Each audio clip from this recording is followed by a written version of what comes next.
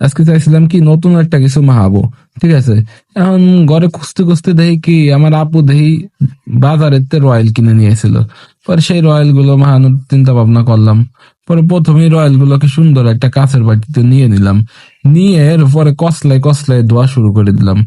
ধোয়ার পরে এরপরে একটু শুকানোর জন্য একটু নাইট্রিয়াস সাইড্রিয়া নিলাম, যাতে পানিটা ঝরাই যায়, ঠিক আছে। এরপরে গেলাম মরিচ পুরাইতে। আর দেখি কি জ্বালা, মরিচ পুরাইতে যায় দেখি খালি আগুন ধরে যায়, কেমনটা লাগে কোন দেখি। তারপরে মরিচ গুলোরে সব ছাড়াইতে শুরু করলাম। সবগুলোরে ছাড়ানোর পরে সবগুলোরে একদম পিষতে শুরু করলাম, ঠিক আছে।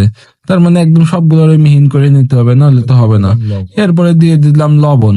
এ দেশে লবণ লয়লা, এ হলো বিট লবণ, একদম অরিজিনাল খাঁটি, ঠিক আছে।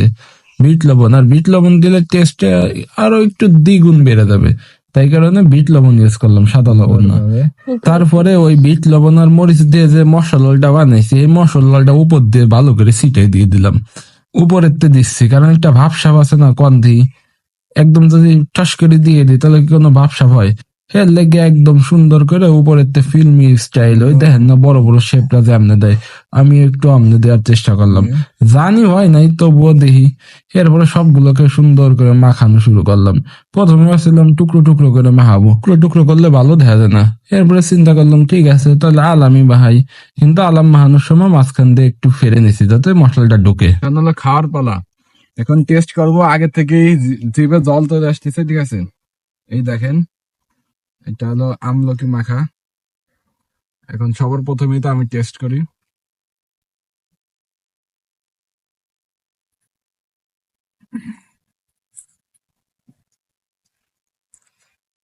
ঝাল ঝাল টক টক, সেই মজা।